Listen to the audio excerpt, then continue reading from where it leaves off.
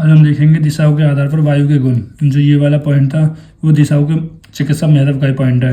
ये थोड़ा बड़ा था इसलिए मैंने इसकी एक अलग वीडियो बना दी है। देखो इसमें हमारा जनरली कह रहा है कि दिशा 4 होती है। देखो वैसे तो दिशा एक ही होती है, लेकिन उसको उपाधि भेद से यानी हमें समझने के लिए बहुत सारे भेद कर दिए गए हैं। अब हमें क्या पढ़ना है कि जो हर एक दिशा से एक वायु जो चलती है ना, उसके गुण देखने हैं। जैसे आप देखेंगे पूर्व दिशा में कौन कौन से ऐसे गुण होते हैं। पूर्व दिशा, देखो पूर्व दिशा में गुण होते हैं, कुछ इसमें दोष होते हैं, हितकर होते हैं, अहितकर होते हैं। पूर्व दिशा में कोई दोष नहीं होते। पूर्व दिशा से जो वायु चलती है, मतलब जो पूर्व दिशा की वायु होती है उसमें गुण होते हैं। क्या गुण होते हैं? जो पूर्व दिशा की वायु होती है वो कैसी होती है? मधुर होती है। और देखो मधुर होती है, स्निग्ध होती है। मधुर होगी, स्निग्ध तो होगी ही फिर। और कैसी होती है? लवण होती है। अब कह रहा है जो पूर्व दिशा की जो वायु है उनसे जो दोष है, कौन कौन से दोष उत्पन्न हो जाते हैं कि पूर्व दिशा की जो वायु है वो गुरु होती है, जिसकी वजह से कफ दोष बढ़ जाता है और वात दोष हमारे बॉडी में घट जाता है। तो ये दोष हो गए। ये आप ऐसे समझ सकते हो, जब पूर्व दिशा की जो वायु है उसका जो गुण है वो मधुर होता है। और मधुर कैसे होता है? मधुर कैसा होता है? गुरु होता है। गुरु होने की वजह से वो कफ को बढ़ाएगा और वात को कम कर देगा। फिर हम देखते हैं अहितकर मतलब जो हमारे लिए लाभदायक नहीं है, मतलब सही नहीं है हमारे लिए। कैसे? देखो 2 पॉइंट बताए गए इसमें। छत, मतलब हमारे लिए कहने का मतलब ये है जो पूर्व दिशा के वायु के जो गुण है, मतलब वो किसके लिए हितकर नहीं है, यानी जो पूर्व दिशा की जो वायु है वो किसके लिए सही नहीं है। जैसे छत, मतलब जैसे किसी व्यक्ति को इंजरी हो रही है तो उसके लिए सही नहीं है। उसके लिए क्यों सही नहीं है? क्योंकि अगर वो उसके इंजरी हो रही है ना, मतलब और ज़्यादा इसके रक्तपित बढ़ा देगा, यानी ये रन रक्तपित। क्योंकि वो क्या करता है, इसमें दोष है, मतलब पूर्व दिशा का जो दोष है वो है रक्तपित। रक्तपित का मतलब होता है एबनॉर्मल ब्लीडिंग करा देना।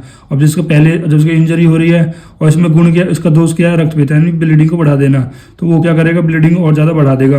या फिर ऐसे समझ सकते हैं कि वो उसमें कह रहा है कि एक और गुण है लवन होने की वजह से क्या हो जाता है कि वो ब्लड प्रेशर को तेज कर देगा, जिसकी वजह से कहीं कट होगा तो ब्लड बहुत तेजी से निकलेगा। आपने कभी ये भी देखा होगा जब आपका बीपी लो हो जाता है तो उसमें घर वाले आपको नमक का पानी पिला देते हैं। क्यों? क्योंकि उसमें कह रहा है कुछ सॉल्ट्स होते हैं जो आपके ब्लड में जाकर घुल जाते हैं और ब्लड को वॉल्यूम बढ़ा देते हैं, जिसकी वजह से बीपी हाई हो जाता है। और लवण गुण की पूर्व दिशा में लवण गुण होने की वजह से वो क्या कर देगा, जो रक्तपित है यानी जो एबनॉर्मल ब्लीडिंग है उसको बढ़ा देगा। तो अहितकर किसके लिए होगा? जो पहले से किसी कुछ इंजरी है और जो इसका पहले से कफ बढ़ा हुआ है। और इसका गुण ही क्या है? कफ को बढ़ाना। इसका गुण भी क्या है? कफ को बढ़ाना। पूर्व दिशा में वही कफ को बढ़ाती है और जिसका पहले से कफ बढ़ा होता है तो और ज़्यादा कफ बढ़ जाएगा, तो उसके लिए अहितकर होगी। और जो लोग विष से पीड़ित हो, विष से पीड़ित हो मतलब जहर लिया हो तरीके से, इस तरह से। फिर आता है अहितकर में हम क्या देख सकते हैं? मतलब हितकर। अहितकर हो गया। अब देखते हैं हम हितकर। अब हितकर क्या होता है हमारे लिए? हितकर किस लिए होता है? हितकर होता है वात प्रकृति वालों के लिए। वात प्रकृति मतलब खुद सोचो ना, ये क्या बढ़ा रहा है? ये कफ को बढ़ाने वाला होता है। कफ को बढ़ाने वाला होता है मतलब वो कफ को बढ़ाने वाला, वात को कम करने वाला होता है। अब जो कि जिसकी वात प्रकृति होगी तो वात प्रकृति होगी मतलब वात ज़्यादा रहेगा तो उसको वात को कम करेगा। ठीक है। और हितकर किसके लिए होगा? जिसका कफ पहले से कम है और वो कफ को बढ़ाने वाला होगा। देखो अब पूर्व दिशा पढ़ ली है और पश्चिम दिशा से पहले अब हम पढ़ेंगे उत्तर दिशा। क्यों पढ़ेंगे? क्योंकि इसके गुण थोड़े सिमिलर होते हैं। देखो उत्तर दिशा में क्या बता रहा है? उत्तर दिशा में बता रहा है ये कि जो गुण है, गुण कैसा होता है? मधुर होता है, स्निग्ध होता है। पूर्व दिशा में भी कैसे थे? गुण मधुरता और स्निग्धता। खुद सोचो ना, मधुर होगा तो स्निग्ध भी होगा। और इसमें एक और गुण है उत्तर दिशा की वायु का, स्मृदु। देखो मैं बार बार दिशा बोल रहा हूँ, इसका मतलब नहीं है दिशा के गुण है। आप यहाँ पर समझना कि उत्तर दिशा के वायु के गुण। ठीक है। तो उत्तर दिशा के जो वायु के गुण है वो कैसे होते हैं? मधुर होता है, स्निग्ध होता है, मृदु होता है। अब खुद सोचो, जो चीज मधुर है यानी मीठी है, और मीठी क्या करती है? हमेशा गुरु होती है। और जो गुरु होता है वो क्या करता है? कफ को बढ़ाने वाला होता है। तो इसमें कफ के गुणकर्म आ जाएंगे ना भाई। उत्तर दिशा के वायु अगर मधुर है तो मधुर होने की वजह से इसमें कफ के गुणकर्म आ जाएंगे। तो वो कैसी हो जाएगी? कलेद कारक हो जाएगी, कलेद वर्धक हो जाएगी, यानी बल को देने वाली हो जाएगी। ठीक है। और इसमें दोष, और जो उत्तर दिशा है याद रखना, उत्तर दिशा कोई भी दोष को प्रकोपित नहीं करती। अब यहाँ पर यह मत समझ लेना मधुर है तो गुरु होगी कफ को बढ़ाएगी, नहीं। वो कफ इतना नहीं बढ़ाएगी, आपको कफ बहुत ज्यादा नहीं बढ़ाएगी, कफ को इतना बढ़ाएगी ताकि आपकी बॉडी में वृद्धि हो सके और आप में ताकत आ सके। और किसी दोष को भी प्रकोपित नहीं करती। ठीक है। और तीसरा पॉइंट क्या है? हितकर। अब हितकर से मतलब वो किस लिए लाभदायक होती है? देखो जो छीन हो गया, क्षय हो गया, विष से पीड़ित हो गए है, इसका अपोजिट कर देना पूर्व दिशा की। मतलब जिसमें जैसे कह रहा है क्षय में धातु का क्षय हो गया है और हड्डियों का मतलब बिल्कुल कृश हो गया है, तो उसके लिए क्या हो जाएगी? उसके लिए सही रहेगा। क्यों? क्योंकि वो कफ गुणकर्म है ना, इसमें कफ के गुणकर्म है, याद रखना। कफ के गुणकर्म क्लेद कारक होते हैं, क्लेद वर्धक होते हैं, नहीं श्रेष्ठ होती है, ताकत के लिए वृद्धि कराती है, तो उनके लिए हितकर हो जाएगी। अब देखो अब आता है अनुरस। और अनुरस को समझने से पहले हम एक टॉपिक समझेंगे, रस।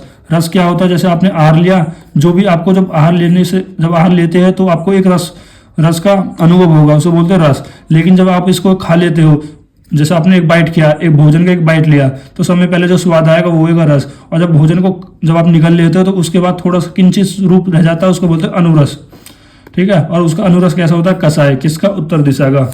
अब आते हैं पश्चिम दिशा पर। अब आते हैं पश्चिम दिशा पर। देखो पश्चिम दिशा में क्या है कि वात गुण होती है। पश्चिम दिशा कैसी होती है? वात गुण होती है। और कैसी होती है? रूक्ष होती है, तीक्ष्ण होती है। ठीक है, और कफ को कम करने वाली होती है, स्नेह को कम करने वाली होती है, बल को कम करने वाली होती है, और मेद को कम करने वाली होती है, प्राणहार होती है। देखो मैं इसको आपको समझाता हूँ कैसे। अब ये समझो, ये समझो कि अगर वो रूक्ष है, अगर वो रूक्ष है तो वो क्या करेगी? कफ को कम कर देगी, कफ को कम कर देगी। और तीक्ष्ण भी है, और कफ, देखो कफ रूक्ष है तो कफ को कम करेगी, और तीक्ष्ण भी है तो वो क्या करेगी?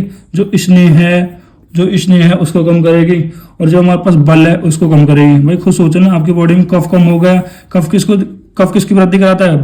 बल की वृद्धि कराता है। कफ ही नहीं है तो बल कैसे रहेगा? और कफ का जो गुण होता है वो कैसा होता है? स्नेह। कफ ही नहीं है तो स्नेह कहाँ से रहेगा? स्नेह भी आपकी बॉडी में नहीं रहेगा। जब स्नेह नहीं है, बल नहीं है, तो आपकी बॉडी में मेद जमा होगा, मेद भी जमा नहीं होगा। मेद यानी फैट जमा होगा, फैट भी जमा नहीं होगा। फैट भी जमा नहीं होगा यानी जो आपका प्राणहर है, मतलब इतना कमजोर हो जाएगा यहाँ तक कि आपके जो प्राणहर भी हो सकते हैं, यानी जान भी जा सकती है। तो इस तरह से आप याद रख लेना। बस आप एक कॉन्सेप्ट समझा करो, आप रटने की कोशिश मत करो, आप कॉन्सेप्ट समझने की कोशिश करो। देखो ये बुक में बिल्कुल एक थ्योरी की फॉर्म में लिख रही है जो आपको याद नहीं होता, लेकिन मैंने यहाँ पर एक टेबल की फॉर्म में समझा दिया है, तो आपको समझने में बहुत आसानी हो। देखो अब हम पढ़ते हैं दक्षिण दिशा, जो कि हमारी लास्ट दिशा है आज की। देखो गुण, अब इसके कुछ गुण है। कैसे गुण है? देखो मधुर। मधुर, आपने एक चीज नोटिस करी होगी, देखो ये तीनों दिशा कह रहे हैं मधुर होती है, केवल पश्चिम दिशा मधुर नहीं होती। अगर वो मधुर नहीं होती, वो कैसी होती है?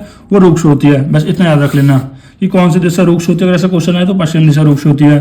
ठीक है, पश्चिम दिशा रुक्ष होने का मतलब ये कि पश्चिम दिशा की जो वायु है वो रुक्ष होती है। ठीक है, अब हम देखते हैं कि दक्षिण दिशा के वायु के गुण। क्या गुण होते हैं वायु के? कि वो जो उसकी जो वायु है वो मधुर होती है। मधुर मतलब वो कफ को बढ़ाने वाली होती है। भाई खुद सोचो, जो चीज मधुर है तो कफ को बढ़ाएगा। आपने भी कह रहा है कभी मीठा खाया होगा, तो वो क्या करता है? वो कफ को हमारी बॉडी में बढ़ाने का काम करती है। और कफ बढ़ेगा यानी कफ क्या कराता है? हमारे बल की वृद्धि कराता है, और जब बल की वृद्धि रहेगी तो वही श्रेष्ठ रहता है। यानी दक्षिण दिशा की जो वायु है वो श्रेष्ठ मानी गई है। आपको ऐसा ध्यान रखता है, क्यों? क्योंकि बल को बहुत ज्यादा बढ़ाएगा, और बल बहुत ज्यादा बढ़ेगी तो हमारी बॉडी सबसे श्रेष्ठ रहेगी। फिर आप ये याद रख लेना कि ये मतलब देखो ये कफ बहुत ज्यादा है, कफ बहुत ज्यादा है तो बॉडी में वात बहुत कम रहेगा, और वात बहुत कम रहेगा तो रक्तपित्त क्या होगी? रक्तपित्त भी कम हो जाएगी। ऐसा समझ सकते हो ना आप। देखो रक्तपित्त का मतलब होता है एबनॉर्मल ब्लीडिंग। एबनॉर्मल ब्लीडिंग का वो देखो, ब्लीडिंग हो चाहे हम सांस ले रहे हो, सब कौन कराता है? हमारी वात कराता है। वात ही तो है, हम सांस लेना छोड़ना ये सब वात कराता है। अब ये ब्लड फ्लो रहा वो भी बात करा रहा है। अब वात यहाँ पर पहले से ही कम है तो वो क्या होगी? एबनॉर्मल ब्लीडिंग कम हो जाएगी। फिर हम देखते हैं अनुरस। अब इसका अनुरस कैसा होता है? कषाय होता है इसकी तरह। देखो अब हम पढ़ेंगे क्या है? दिशाओं के नदियों में जल पर प्रभाव। दिशाओं के नदियों पर जल पर प्रभाव कि किस दिशा का मतलब कौन सी दिशा से वो नदी बह रही है, उस पर उनका जल का प्रभाव क्या पड़ेगा।